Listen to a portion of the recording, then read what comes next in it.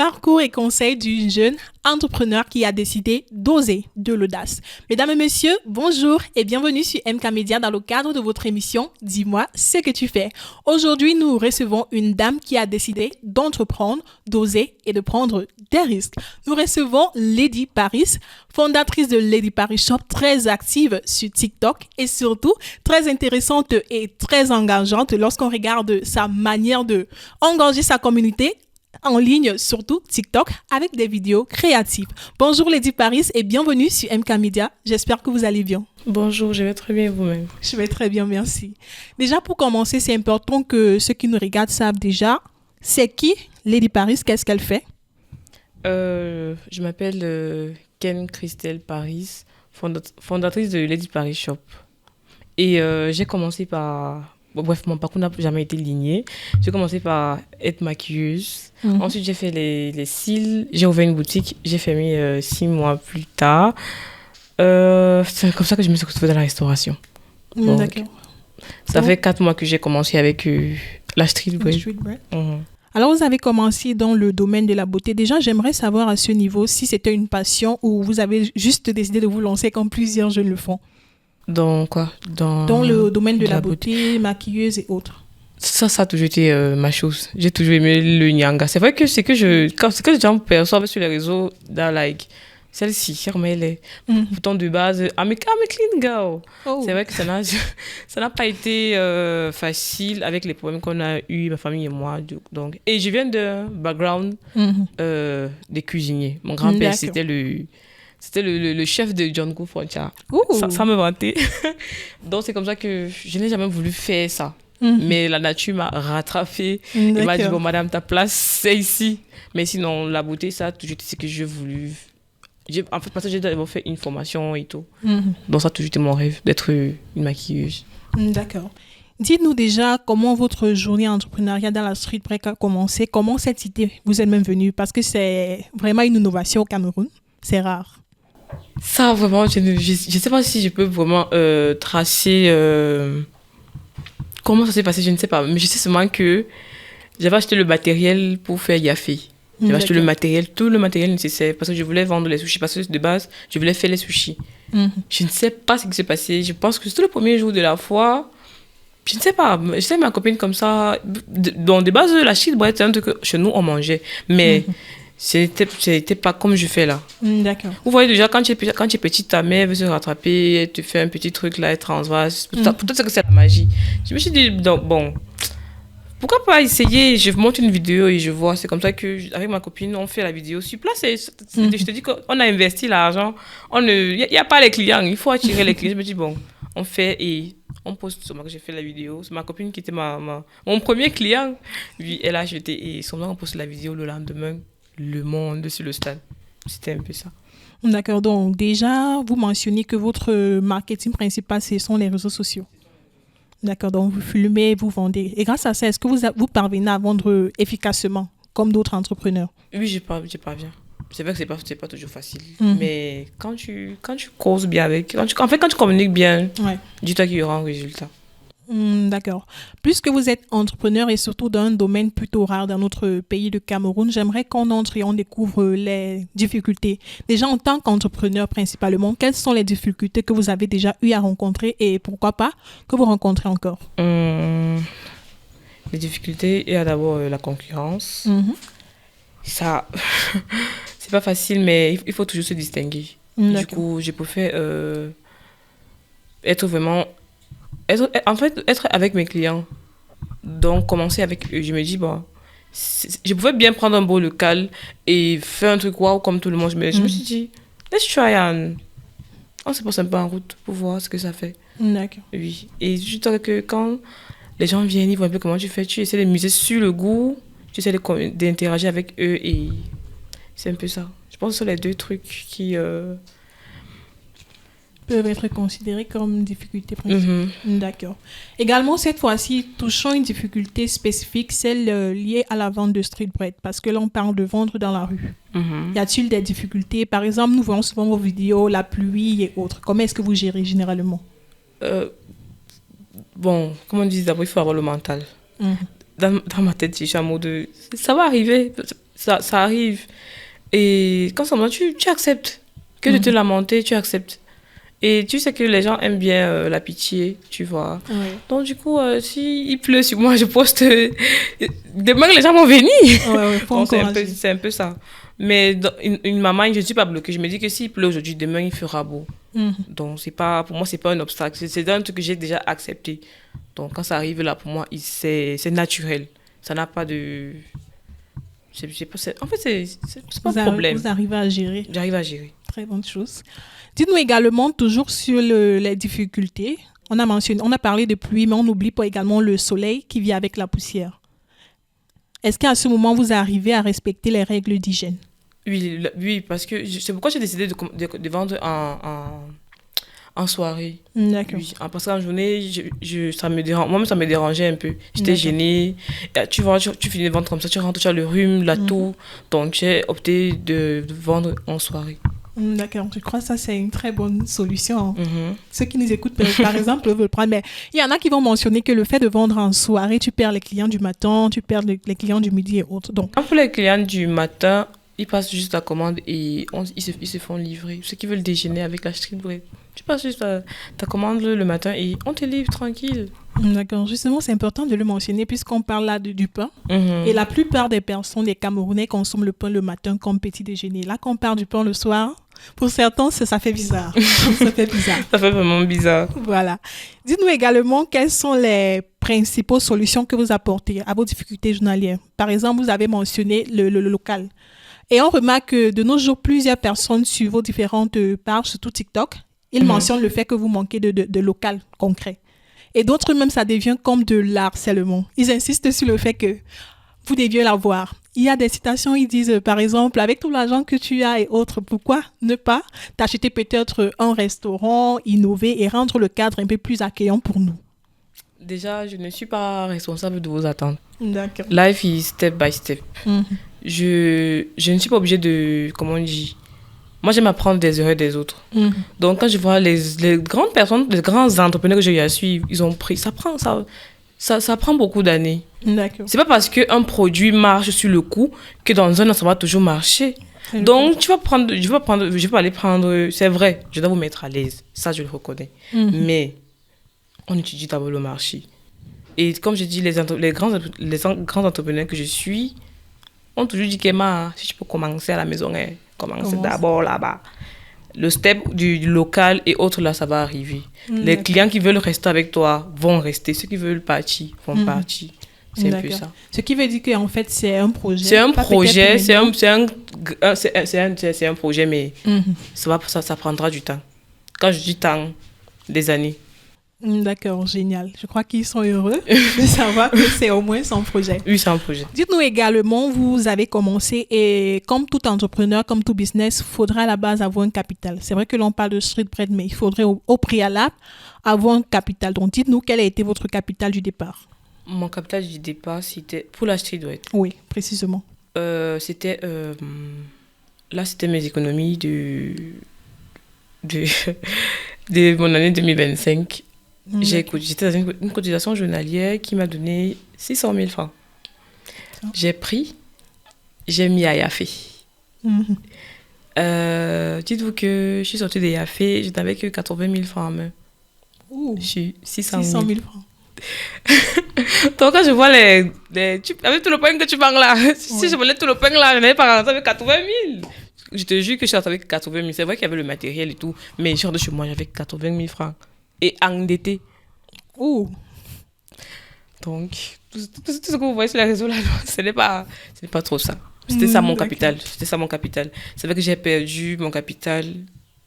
Après, il y a la jambiose. Ça allait mal. Ça allait vraiment mal. C'est comme ça que je me suis dit, je vois les gens de Douala qui me parlent là depuis que tu es où. C'est comme ça que je prends un prêt à ma grand-mère de 100 000. Et je descends ce Douala pour vraiment relancer mon capital, acheter mon matériel et tout ce qu'il faut. C'est comme ça que j'ai pu augmenter mon capital avec les 100 000 francs de ma grand-mère que je n'ai même pas encore remboursé. C'est un peu ça. D'accord, espérons que c'est un projet de remboursement.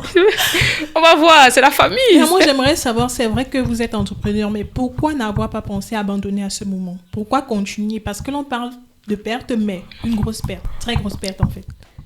Pourquoi je n'ai pas abandonné? Oui. Parce que je pense que ma grand-mère, c'est the real motivation que tout le monde doit avoir dans sa vie. Mhm. Quand j'ai fini la foi, je suis restée 2 jours dans ma chambre où je ne sortais pas. Parce que ma grand-mère, c'est qu'à midi, moi, je mange chez ma grand-mère. 2 jours, l'enfant, c'est où qu'elle est venue, justement, couler les larmes, que ça a cuit. Elle dit que, mais tu vis, non? Mais tu vis. Et ça m'a rappelé, c'est elle-même qui me rappelle l'histoire de Tchokos que j'avais racontée à ma grand-mère. Tu sais que le type, si, je ne sais pas si vous connaissez M. Tchokos. Oh oui. Oui, voilà. Tu sais que le type, sa boutique a brûlé. Voilà, en quelques temps, il s'est relevé et tout. Elle dit que tu dis souvent que impossible n'est pas quoi. C'est où ça m'a rappelé. Elle m'a dit, c'est rien. C'est rien.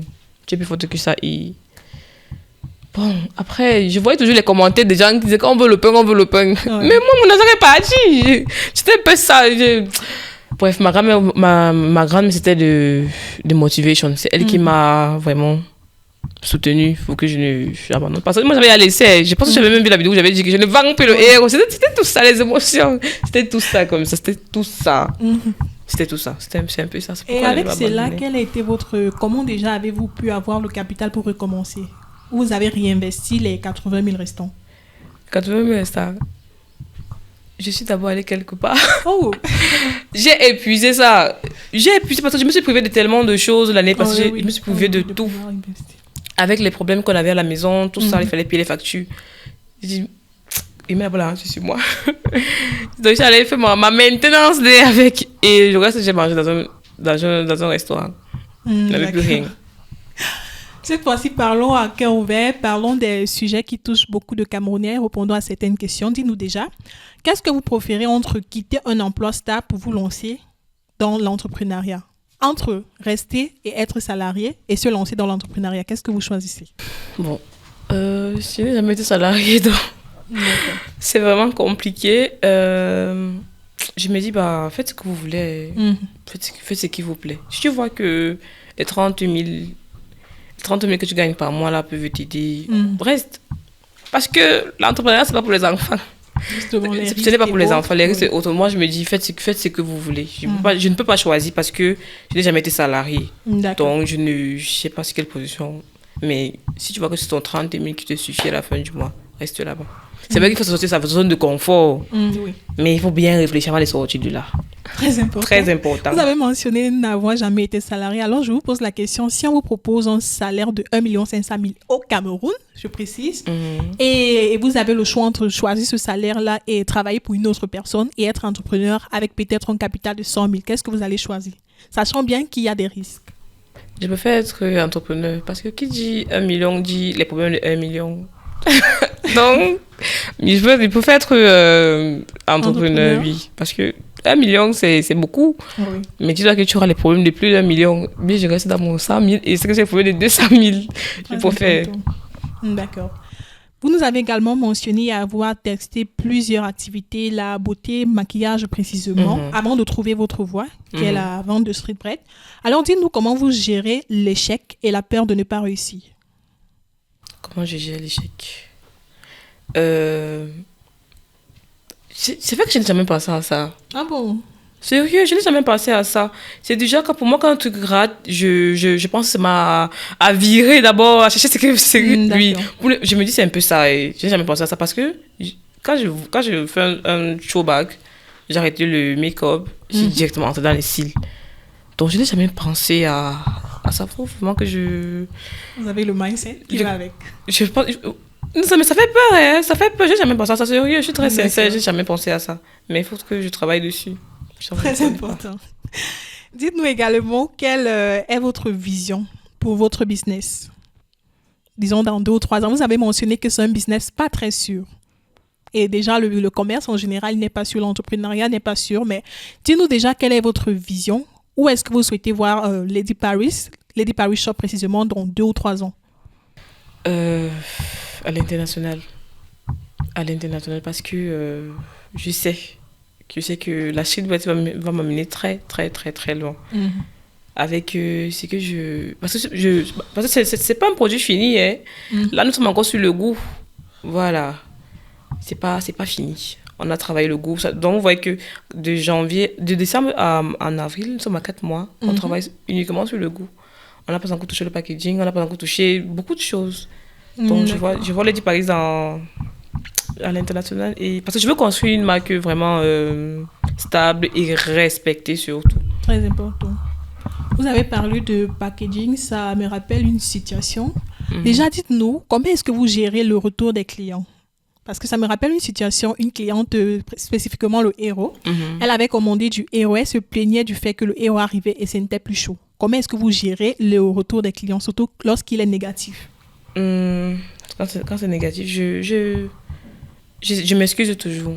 D'accord. Je m'excuse toujours, je m'excuse toujours. Maintenant, il y a les clientes qui, elles s'en foutent. Il y a d'autres qui acceptent ces excuses. Et après, ils se laissent. Je me dis, bon, comme celle-ci, là, ça a un peu dérangé. Pardon, il faut qu'on essaie de mettre dans un petit bol pour éviter que ça arrive. C'est un peu comme ça. Je tire toujours des leçons de chaque expérience de mes clients. Toujours. D'accord. Rappelons que vous avez récemment formé des jeunes dans le domaine de la vente de street bread. Il y en a même qui exercent déjà, sont entrepreneurs comme vous. Dites-nous déjà pourquoi avoir décidé de former d'autres personnes. Quand je formais, c'était même pas pour trop pour vendre la recette. C'était pour vendre mon expérience, mon savoir. Vous voyez, les gens sont en mode maman. C'est toujours le pain là comme ça. C'est toujours le pain là comme ça. Et dites-vous que le monsieur, il s'en sort tellement bien. Parce que lui-même, il avait les difficultés. C'est quand je suis arrivée sur le terrain que j'ai vu que il s'en sort très bien. Comme j'ai dit, c'était pour vendre mon savoir. C'était pas pour vendre la recette du pain. Là. Comme les autres ont dit, il y a ça sur YouTube. Mais ce n'est pas ma recette qu'il y a sur YouTube. Je vous le dis. D'accord, mais j'aimerais qu'on parle de ça également. C'est vrai que certains peuvent l'appeler de l'égoïsme, mais il y en a qui ne forment pas. Ils se disent, je ne vais pas former parce que c'est la concurrence à un moment donné. Vous formez cette personne, il est capable de venir sur le marché vous détrôner. Donc, lorsque vous formez ces jeunes-là, le monsieur particulièrement, n'avez-vous pas eu peur à un moment que vous allez former le monsieur et demain ou après-demain, il vient et il devient la concurrence pour vous? Je n'avais pas peur. Parce que lui, c'est lui. Moi, c'est moi. C'est pas pareil. Comme j'ai dit, j'ai juste vendu ce qu'il voulait. Ouais. Et comme je dis, mon produit n'est pas fini. Donc, je n'ai pas peur. J'ai pas peur de la concurrence. Mais c'est bien d'avoir la concurrence aussi. Hein. Ça fait ton cerveau marche. Quand tu sors sur le marché, là, tu te dis, ils vont venir. Pourtant, si tu as ton voisin là, qui te fait ça dur, toi-même, là, ton cerveau va marcher. Donc, j'ai pas peur de la concurrence. C'est rien. D'accord. Très important. C'est très important, vraiment. J'aimerais également que vous donniez un message, un conseil particulier à ceux qui nous écoutent, surtout ces jeunes-là qui veulent entreprendre mais ont peur, ils hésitent encore. Donc, qu'est-ce que vous pouvez les dire aujourd'hui? Déjà, tu as peur de quoi? Tu vas pas mourir. Essaye. Ça ne donne pas, tu recommences. C'est que ça donne pas là. Tu vis d'abord. Tu vis. Donc, si un peu comme vous. Oui, si tu vois que comme j'ai dit, le mieux comme n'a pas donné, va un peu essayer à mon colo. Le temps que tu as le temps de réfléchir, bon, ouais, si je mets mon argent là, mets d'abord l'argent. Et commencer petit. Parce que c'est ça qui fait ton identité et c'est ça qui fait ton histoire. Donc, n'ayez jamais peur de commencer. Impossible. Comment ouais, tu crois dire souvent quoi? C'est difficile. C'est difficile, mais c'est possible. Tu te décourages et c'est toi qui paies. C'est un peu ça. D'accord. Dites-nous également, vous avez mentionné pour ceux qui veulent commencer grand, parce qu'il y en a qui ne veulent pas commencer petit. Il y en a même qui pensent que l'entrepreneuriat, à la base, pour entreprendre, il faudra avoir les grands moyens. Qu'est-ce que vous pouvez leur dire aujourd'hui? Il faut avoir les grands moyens. En tout, c'est leur avis. C'est leur avis. Si tu vois que il te faut le milliard, quand ton milliard suffit, tu te lances. Nous autres, là, on va commencer avec 100 francs et arriver au milliard. Parce que pour faire 1 million, on commence par 1 franc. Voilà, donc, si tu vois que ton million, là, comme je dis souvent, à chacun ses choix. À chacun ses choix. D'accord. Restons toujours sur vos projets futurs, puisque pour le moment, vous êtes spécifié sur la vente de street bread et également le héros de mamie, pour le moment. Oui. Dites-nous également si vous avez pour projet étendre, peut-être ajouter d'autres produits, vendre encore plus. Oui, dans quelques mois.